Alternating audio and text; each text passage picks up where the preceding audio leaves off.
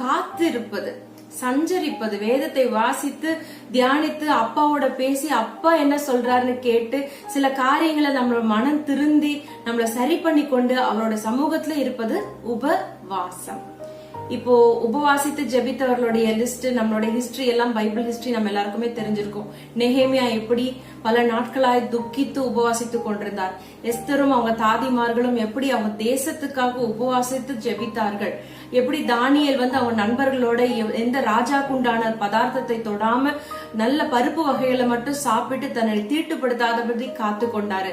ஆதி அப்போஸ்தலர்கள் நிறைய இடத்துல ஊழியத்துக்கு செல்றதுக்கு முன்னாடி உபவாசித்து விட்டு வெற்றியோட திரும்பி வந்திருக்கிறத நம்ம வேதத்துல வாசிக்கிறோம். இயேசு கிறிஸ்து தாமே அப்பம் புசியாமலும் தண்ணீர் அருந்தாமலும் அவர் என்ன பண்ணாரு, உபவாசித்து கொண்டிருந்தார் என்று வேதத்துல வாசிக்கிறோம். அதுக்கப்புறமா தான் அவரோட மினிஸ்ட்ரி லைஃபே ஸ்டார்ட் ஆச்சு.